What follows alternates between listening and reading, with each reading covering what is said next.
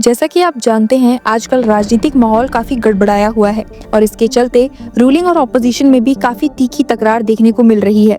वैसे तो कई सारे इश्यूज हैं जिसको लेकर ये पॉलिटिकल क्लैशेस दिखाई पड़ रहे हैं, लेकिन सबसे बड़ा क्लैश जिस मुद्दे को लेकर हो रहा है वो है ईवीएम और उसकी ट्रांसपेरेंसी। क्या ईवीएम्स पर भरोसा करना आज के इलेक्शंस के लिए एक सवाल बन गया है? इसी सवाल को पूछते हुए हरियाणा के एक वेटरन पॉलिटिशियन और 5 टाइम एमएलए करण सिंह दलाल ने सुप्रीम कोर्ट का दरवाजा खटखटा दिया है, demanding stricter scrutiny of the electronic voting machines जो रिसेंटली हरियाणा असेंबली इलेक्शंस में यूज की गई थी। दलाल के साथ पिटिशनर हैं लखन कुमार सिंगला, जो खुद एक कैंडिडेट रहे हरियाणा पोल्स में। ये petition Election Commission of India को डायरेक्शन देने की मांग करती है ताकि ईवीएम के 4 components control unit, ballot unit, VVPAT और सिंबल लोडिंग यूनिट की बर्न्ट मेमोरी माइक्रो कंट्रोलर की चेकिंग और वेरिफिकेशन के लिए एक पॉलिसी बनाई जा सके as per the guidelines in the landmark case of Association for Democratic Reforms versus Union of India and another. Petition के एक क्रूशियल एक्सर्प्ट में लिखा है, The burnt memory microcontroller in 5% of the EVMs, that is the control unit, ballot unit and the VVPAT per assembly constituency segment of a parliamentary constituency shall be checked and verified by the team of engineer from the manufacturers of the EVMs post the announcement of result for any tampering or modification। इसका मतलब है कि हर constituency के कुछ selected EVMs की thorough technical investigation होनी चाहिए जिसमें कैंडिडेट्स या उनके रिप्रेजेंटेटिव भी प्रेजेंट हो सके। लेकिन दलाल और सिंगला का कहना है कि इलेक्शन कमीशन ऑफ इंडिया ने इस गाइडलाइन के अकॉर्डिंग अब तक कोई क्लियर प्रोसीजर इम्प्लीमेंट नहीं किए हैं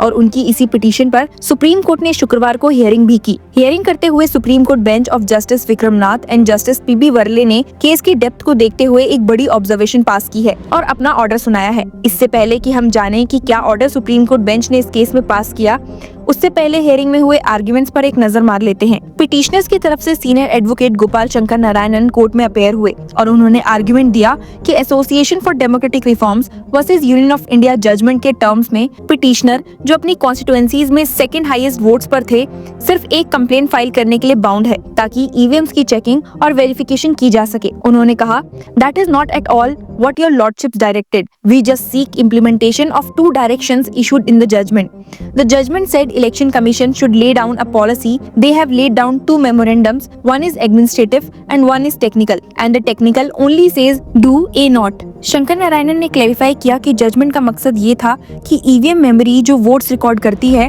उसका प्रॉपर वेरिफिकेशन हो, लेकिन ईवीएम के 4 components control unit, ballot unit, VVPAT और सिंबल लोडिंग यूनिट की मेमोरी इरेज कर दी जाती है और सिर्फ एक मॉक पोल कंडक्ट किया जाता है जो करेक्ट नहीं है। आर्ग्यूमेंट सुनने के बाद सुप्रीम कोर्ट ने फ्राइडे को कहा कि जो प्ली ईवीएम वेरिफिकेशन के लिए पॉलिसी बनाने की डिमांड करती है उसे उसी बेंच के समक्ष रखा जाना चाहिए जो अप्रैल में पुराने पेपर बैलेट सिस्टम को वापस लाने की डिमांड रिजेक्ट कर चुका है। जब ईवीएम्स का मैटर हियरिंग के लिए आया तब जस्टिस विक्रमनाथ और पीबी वर्ले की बेंच ने पिटिशनर के काउंसिल और सीनियर एडवोकेट गोपाल शंकर नारायणन से पूछा, why don't this matter go before the same bench. Shankar Narayanan ने कोर्ट को अप्रैल के जजमेंट के बारे में इन्फॉर्म किया जो ईवीएम्स के ऊपर बैच ऑफ प्लीज के कंटेक्स्ट में दिया गया था। इस पर जस्टिस नाथ ने फिर से रिट्रीट किया, that is what I am saying, plea should go before the same bench. आपको याद होगा कि 26 अप्रैल 2024 को सुप्रीम कोर्ट ने अपने वर्डिक्ट में ईवीएम मैनिपुलेशन के सस्पिशन को अनफाउंडेड करार दिया था। कोर्ट ने कहा था कि ईवीएम सिक्योर्ड है और इन्होंने बूथ कैप्चरिंग और बोगस वोटिंग जैसे इश्यूज को खत्म किया है, पर इस केस के साथ ही ये लगता है कि ये मैटर एक बार फिर से स्पॉटलाइट में है। लेकिन सुप्रीम कोर्ट का मानना है कि इस तरह की पिटीशंस के लिए जुडिशियल कंसिस्टेंसी जरूरी है और इसीलिए ये प्ली उसी बेंच के सामने रखी जानी चाहिए जो पहले से ही इस मुद्दे पर अपनी राय दे चुका है। जस्टिस नाथ ने रिमार्क किया कि पिटीशनर्स इलेक्शन कमीशन ऑफ इंडिया के द्वारा बनाई गई पॉलिसी से सेटिस्फाइड नहीं है जो ईवीएम वीवीपीएटी जजमेंट के बाद इम्प्लीमेंट की गई थी और वो जजमेंट का इंटरप्रिटेशन या मॉडिफिकेशन चाहते हैं। उन्होंने कहा, essentially the petitioners are not satisfied with the policy laid down by the ECI pursuant to the EVM VVPAT judgment and are seeking interpretation modification of the judgment. As such, the bench that passed the judgment may be in a better position to consider the issues. Supreme Court bench ने argument सुनने के बाद कहा कि case को chief justice of India Sanjeev Khanna के सामने रखा जाए ताकि इसे एक एप्रोप्रिएट बेंच के सामने लिस्ट किया जा सके।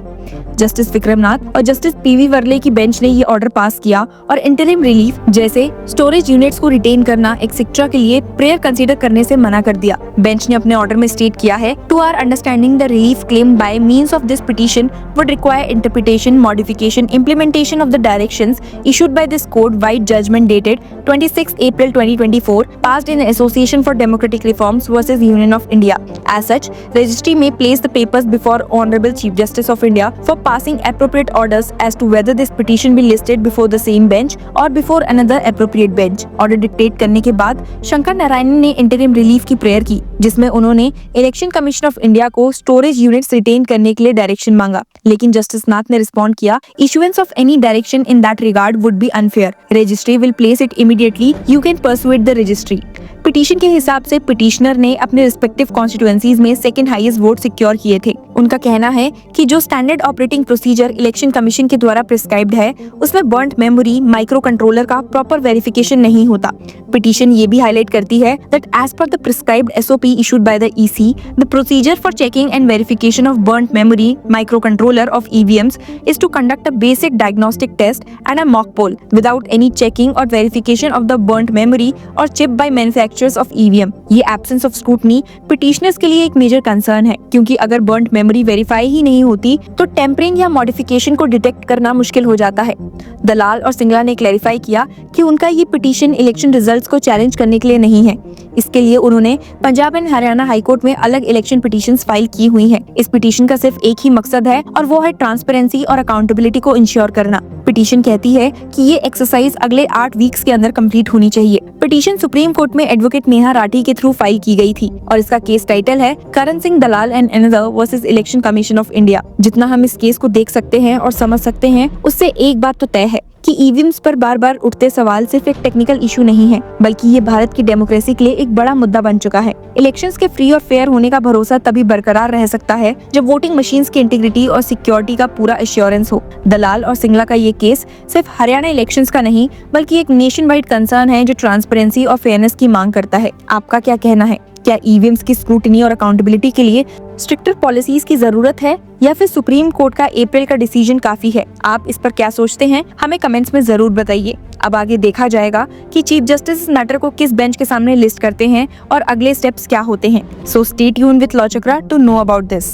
Hello law lovers and justice seekers, welcome to Law Chakra. हम आपके लिए लेकर आए हैं कुछ बहुत ही exclusive. Introducing Law Chakra Prime membership, जो आपको देगा exclusive access like never before. चाहते हो कि सबसे पहले आपको मिले latest legal updates? Law Chakra Prime के साथ आपको मिलेगा early access to exclusive content, critical case analysis, courtroom battle का ब्रेकडाउन, वो भी बाकी व्यूअर्स से पहले। मोर अपडेट्स, मोर एनालिसिस, यानी कि फुल इनसाइडर एक्सेस, वो भी बस घर बैठे। यही नहीं, प्राइम मेंबर को मिलेगा access to exclusive interview session with renowned जजेस, लीगल एक्सपर्ट्स एंड लॉयर्स। ऐसे इनसाइट्स जो आपको कहीं और नहीं मिले।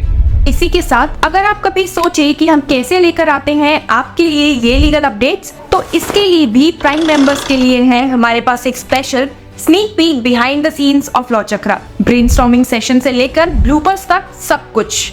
In short, more content, more update and more analysis. Political legal controversies हो या इन डेप्थ लीगल सेशंस, सब कुछ आपको मिलेगा एट वेरी मिनिमल प्राइस। बनिए लॉ चक्र की प्राइम मेंबर और अनलॉक कीजिए full potential of legal knowledge. अभी ज्वाइन कीजिए।